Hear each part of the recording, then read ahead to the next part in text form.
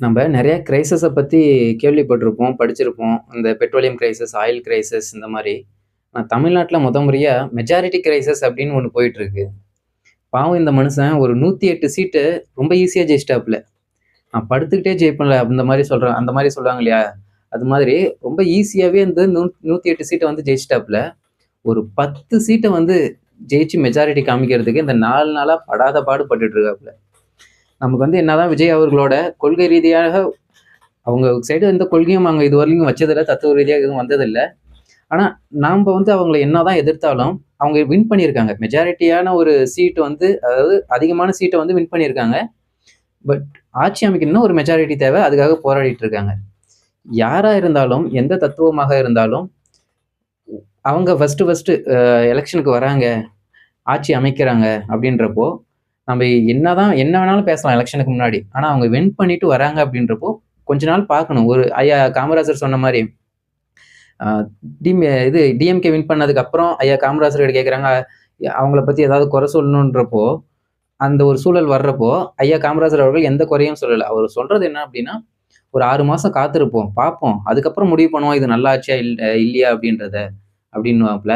அதே மாரி தான் நாமளும் ஒரு இவங்கள மேல என்னதான் நம்ப குற்றச்சாட்டுகள் வச்சாலும், அ ஒரு விமர்சனங்கள் வச்சாலுமே பொறுத்திருந்து பார்க்கணும். ஒரு 6, 7 மாசம் பார்த்தோம்னா தான், இவங்க எந்த மாதிரியான ஆட்சி பண்றாங்க, இவங்களால என்ன பண்ண முடியுது, இவங்களுடைய நிலைப்பாடுகள் எப்படி இருக்கு, இவங்க ஸ்ட்ராட்டஜிலாம் எப்படி இருக்கு அப்படின்றத வந்து நம்ப பொறுத்து அதுக்கப்புறம் தான் முடிவு பண்ண முடியும்.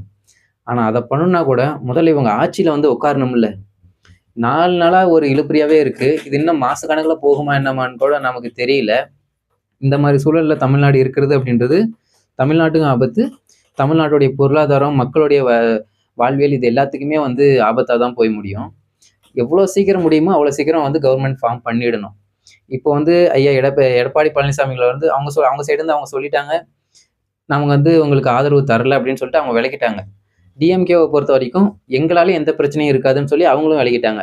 இப்போ பிரச்சனை அப்படின்றது வந்து டிவிகேவுக்கும் ஆ இது கவர்னருக்கும் இவங்க 2 பேத்துக்கு இடையில தான். டிவிகே கிட்ட மெஜாரிட்டி இல்ல. கவர்னர் மெஜாரிட்டி இருந்தா தான் உள்ள அலோவ் பண்ணுவேன் அப்படின்ற மாரி சொல்ட்டாரு. இது யார் சைடும் யாரும் தப்பு சொல்ல முடியாது. கவர்ன்மெண்ட் அதாவது இந்தியன் கவர்ன்மென்ட்டோட சிஸ்டம் அப்படின்றதே இது மாரி தான் இருக்கு. கவர்னருடைய வேலை அப்படின்றது வந்து ஒரு கவர்ன்மெண்ட் ஃபார்ம் பண்றதுக்கு வந்து அவங்க ஹெல்ப் பண்ணுவாங்க. கவர்ன்மெண்ட் ஃபார்ம் பண்ணதுக்கு ஹெல்ப் பண்றது அப்படின்னா, மெஜாரிட்டி இருக்கா அப்படின்றத செக் பண்றது கவர்னருடைய வேலை. அவருடைய டியூட்டி தான் அவர் பண்றாப்ல. அத வந்து நம்ம எதுவும் கொஸ்டின் பண்ண முடியாது. இந்த மெஜாரிட்டி எப்படி அவங்க எடுக்குறாங்க அப்படின்னா, ஒரு ஸ்டேட்டோடைய டோட்டல் சீட்ஸ் இப்ப தமிழ்நாட்டுக்கு 234 சீட் இருக்கு அப்படின்னா, அதுல பாதி 50% 50% சீட்டு எடுப்பாங்க. அதாவது 117. இந்த 50% சீட்டு பிளஸ் அது கூட ஒரு சீட் எக்ஸ்ட்ரா ஆட் பண்ணணும். அப்போ 118 ஆயிடுது நமக்கு. அப்ப 118 சீட்டு வின் பண்ற ஒரு பார்ட்டி வந்து தமிழ்நாட்டுல ஆட்சி அமைக்கலாம் அப்படின்றான். அப்போ ஒருத்தர் வந்து சிஎம்மா இருக்கணும் அப்படின்னா, இருக்கிற 234 எம்எல்ஏக்கள்ல குறைந்தபட்சம் 118 எம்எல்ஏக்களாவது அவருக்கு வந்து ஆதரவு தெரிவிக்கணும். ஓகேங்களா? அதாவது அவரு வந்து சிஎம் அப்படின்றப்ப அவரு ஆதரவா தான் இருப்பாரு. அவரு இல்லாம ஒரு 117 பேர் ஆதரவு வந்து அந்த பர்ட்டிகுலர் நபர் எம்எல்ஏக்கு தெரிவிக்கிற பட்சத்துல அவரு வந்து சிஎம்மா இருப்பாரு. அப்ப விஜய் அவர்கள் சிஎம் ஆகணும் அப்படின்னா, அவருக்கு ஒரு 117 பேரு தமிழ்நாட்டுடைய அசெம்பிளிய பொறுத்தவரையிலும் ஒரு 117 பேர் அவங்களுக்கு வந்து ஆதரவு தெரிவிக்கணும். இப்போ அ இவரு வந்து சில பேர் சொல்றாங்க இல்லையா?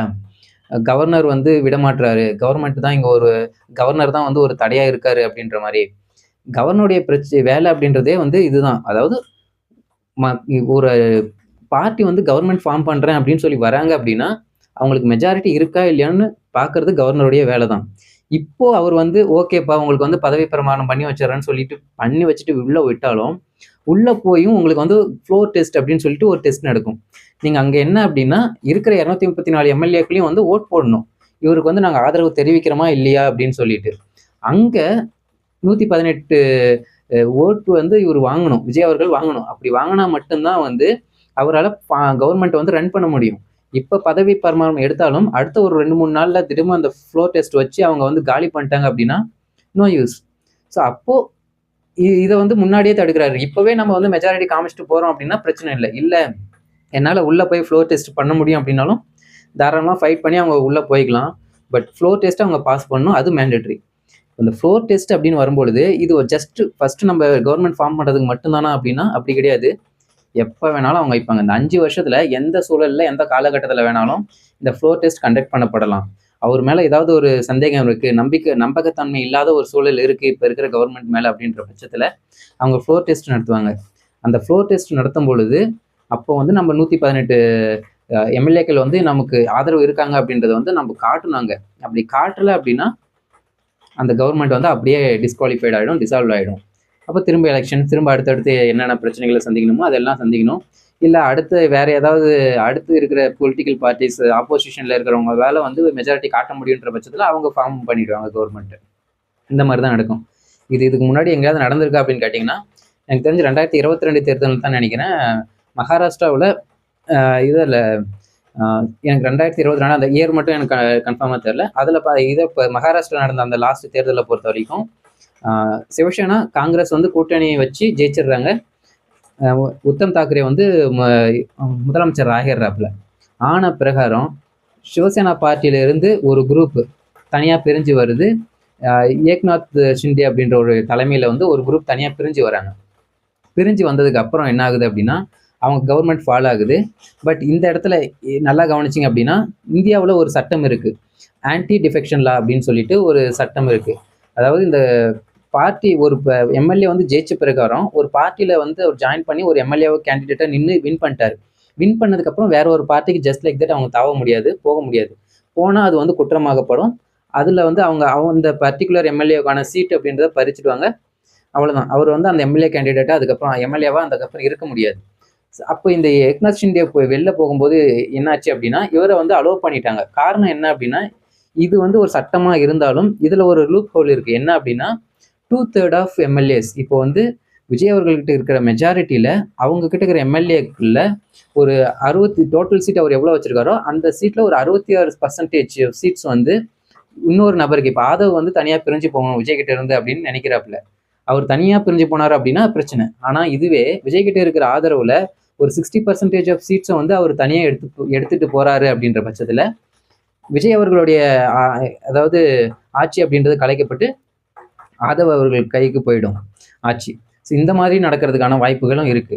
பட் இன்னைக்கு தமிழ்நாட்டில் இருக்கிற சுச்சுவேஷனை பொறுத்தவரையிலும் அப்படி நடக்கிறதுக்கு மெஜாரிட்டியான வாய்ப்புகள் இல்லை. ஒன்ஸ் விஜய் வந்து ஆட்சியை ஃபார்ம் பண்ணதுக்கப்புறம் ஸ்டேபிளாக இருக்கிறதுக்கு தான் அதிகமான வாய்ப்பு இருக்கு. அவங்களுடைய கட்சிக்குள்ளே இருக்கிற உறுப்பினர்களை அவர் ஸ்ட்ராங்காக நம்பலாம். ஏன்னா அவங்க கட்சியில இருந்து ஒரு 66% ஆஃப் சீட்ஸை வந்து ஒருத்தர் பிரித்து எடுத்துட்டு போகணும்னா இப்போதைக்கு அந்த அளவுக்கு வலுவான ஆட்கள் அவங்க கட்சியில இல்லை அப்படின்றதுனால அப்படி இருக்கணும் அப்படின்னா முதல்ல ஆரம்பத்துல இருந்தே வந்து இதுதான் பிரித்து எடுத்துன்னு போகிறது தான் பிளானு அப்படின்ற மாதிரி ஆட்களை எல்லாரும் அவங்க வந்து சேர்த்து அதுக்கேற்ற மாதிரியான எம்எல்ஏக்களையே உள்ளே சேர்த்துருந்தாங்க அப்படின்னா வாய்ப்பு இருக்குது. அப்படி இல்லை அப்படின்ற பட்சத்தில் மேக்ஸ் டு மேக்ஸ் அவங்க கட்சி வந்து பிளவுபடுறதுக்கு வாய்ப்பு இல்லை. பட் இதில் இன்னொரு பிரச்சனை இருக்குது. இவங்க கூட கூட்டணியில் வச்சிருக்கிறவங்க தங்களுடைய கூட்டணிக்கு அவங்களுடைய ஆதரவை விலகிக்கிட்டாலும் இது வந்து பிரச்சனை தான். ஆனால் இவங்க கூட்டணியில் வச்சிருக்காங்க இல்லையா காங்கிரஸ், அவங்கள நம்பவே முடியாது. என்ன காரணம் அப்படின்னா, நம்ம 2018 கர்நாடகாவோட எலெக்ஷனை பார்க்கணும். அங்கே காங்கிரஸும் ஜனதாதளம் சேர்ந்து தான் ஆட்சியை பிடிக்கிறாங்க. ஐயா குமாரசாமி அவர்கள் சீஃப் மினிஸ்டராக இருக்காப்புல. 2019 என்ன பண்ணுறாங்க அப்படின்னா, ஒரு 17 எம்எல்ஏக்கள் வந்து அந்த ஆட்சியில இருந்து விலகி ரிசைன் பண்ணி போயிடுறாங்க வெளில. இப்போ அந்த ரிசைன் பண்ணி போன 17 எம்எல்ஏக்களில் முக்கால்வாசி பேர் காங்கிரஸை சேர்ந்தவங்க தான். அவங்க போன உடனே என்ன ஆகுது அப்படின்னா, ஆட்டோமேட்டிக்காக வந்து நம்பர் ஆஃப் மெஜாரிட்டி இல்லைன்னு சொல்லிட்டு அந்த கவர்மெண்ட் டிஸ்குவாலிஃபை ஆகுது. அதுக்கப்புறம் ஆட்சியில் வந்து பிஜேபி வராங்க. ஸோ இது மாதிரியும் நடக்க வாய்ப்பு இருக்கு. பார்க்கலாம், நம்ம வந்து காங்கிரஸை நம்ப முடியுமா முடியாதா, இல்லை காங்கிரஸ் ஏன்னா இப்போ வந்து இது வரைக்கும் நமக்கு வந்து பார்க்குற தகவல் என்ன அப்படின்னா, காங்கிரஸ் வந்து ஒரு இந்த இப்போ மட்டும் இல்லை, இதுக்கப்புறம் வரப்போகிற தேர்தல்கள்லையும் சேர்த்து தான் வந்து அவங்களுடைய ஆதரவை வந்து கொடுத்துருக்காங்க. இது கண்டினியூ ஆகும் அப்படின்ற பட்சத்தில் எந்த ஒரு பிரச்சனையும் இருக்காதுன்னு தான் நம்புகிறோம். பொறுத்திருந்து பார்ப்போம். இதுலேருந்து அவர் வெளியே வருவாரா, ஆட்சி அமைப்பாரா இல்லையா, இல்லை ஆளுநர் ஆட்சியே தொடருமா அப்படின்னு தான் பார்ப்போம். ஒருவேளை ஆளுநர் ஆட்சிலாம் தொடர்ந்தது அப்படின்னா தமிழ்நாட்டில் வந்து டைரக்ட் பிஜேபியோட கண்ட்ரோலுக்கு போகிறதுக்கான வாய்ப்புகள் அதிகமாக இருக்குது. இது நடக்கக்கூடாது அப்படின்ற பட்சத்தில் அடுத்த இருக்கக்கூடிய ஆப்போசிஷன்ஸ் பார்ட்டிஸ் எந்த மாதிரியான முடிவுகள் எடுப்பாங்க அப்படின்றதையும் நம்ம பொறுத்திருந்து தான் பார்க்கணும். பார்ப்போம் என்னதான் நடக்குதுன்னு.